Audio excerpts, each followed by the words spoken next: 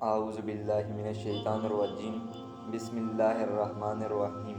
شروع اللہ کے نام سے جو بڑا مہربان نہایت رحم کرنے والا ہے۔ السلام علیکم پیارے دوستو، امید ہے کہ آپ سب ایمان اور تقوی کی بہترین حالت میں ہوں گے۔ آج ہم آپ کی خدمت میں پہلی کی طرح دلچسپ اور سبق آموز قصہ لے کر آئے ہیں۔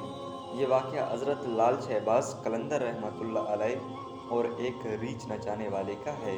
اگر آپ ہمارے چینل پر نئے ہیں تو چینل کو سبسکرائب کریں اور بیل آئیکن کو دبا کر آل پر کلک کریں تاکہ ہماری ہر نئی ویڈیو آپ تک بآسانی پہنچ سکے۔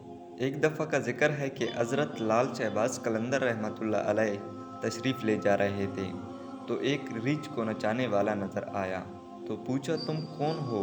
وہ بولا، میں قلندر ہوں۔ اس دور میں ریچھ نچانے والے کو بھی قلندر کہتے ہیں؟ آپ رحمۃ اللہ علیہ بے اختیار ہو کر مسکرائے۔ یہ بات اس ریچھ نچانے والے کو پسند نہیں آئی۔ کہنے لگا، آپ کون ہیں؟ آپ نے فرمایا، میں بھی قلندر ہوں۔ کہنے لگا، آپ کیسے قلندر ہیں؟ نہ آپ کے پاس ریچھ نہ ڈگڈگی، تو آپ تماشا کیسے دکھائیں گے؟ آپ نے فرمایا، پہلے تم دکھاؤ پھر میں دکھاتا ہوں۔ ریچھ والے نے ڈگڈگی بجائی اور ریچھ کھڑا ہو کر ناچنے لگا۔ ریچھ والے نے آپ سے کہا، اب آپ کی باری ہے۔ حضرت لال شہباز قلندر رحمۃ اللہ علیہ دو درختوں کے ٹہنیوں پر کھڑے ہو گئے اور ریچھ والے کو فرمایا کہ نیچے سے گزر جاؤ، مگر یاد رکھنا آگے جانا، واپس کبھی مت آنا۔ جیسے ہی ریچھ والا نیچے سے گزرا، ماحول ہی بدل گیا۔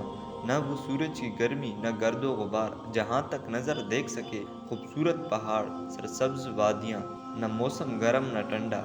ابھی اسی سوچ میں ہی تھا کہ دیکھا کہ ایک عظیم لشکر سپاہیوں کا گھوڑوں پر سوار تیزی سے اس کی طرف بڑھ رہا ہے۔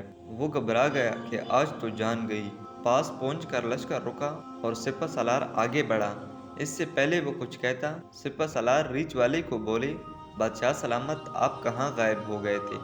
آپ کی سلطنت آپ کا انتظار کر رہی تھی اور ملکہ عالیہ کا رو رو کے برا حال ہوا ہے۔ اب وہ حیران پریشان شاہی گھوڑے پر سوار ہو کر ساتھ چل دیا۔ جب محل میں پہنچا تو عظیم الشان عمارت دیکھ کر حیران ہوئے۔ اندر داخل ہوا تو خوبصورت ملکہ گلہ شکوہ کرتی لپٹ گئی۔ کہاں رہ گئے تھے آپ؟ سب بھول کر نہا دھو کے شاہی پوشاک پہن کر تخت پر بیٹھ گیا۔ سالوں گزر گئے، بچے ہوئے، پھر شہزادے بڑے ہو گئے، بڑھاپا آ گیا، جسم سے جان، منہ سے ذائقہ چلا گیا۔ ایک دن اپنی سلطنت میں دریا کے کنارے بیٹھے ہوئے تھے تو خیال آیا کہ آخر ہوا کیا تھا۔ اسی جستجو میں وہیں پہنچا جہاں پر لشکر تھا تو دیکھا وہ درخت اب بھی موجود ہے۔ اس نے سوچا، چلو دیکھتے ہیں، اور درخت کے بیچ میں سے دوبارہ گزرتے ہیں۔ گزرنے کے بعد ماحول بدل گیا۔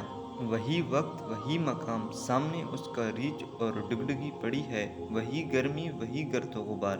پیچھے دیکھا تو حضرت لال شہباز قلندر رحمۃ اللہ علیہ کھڑے تھے۔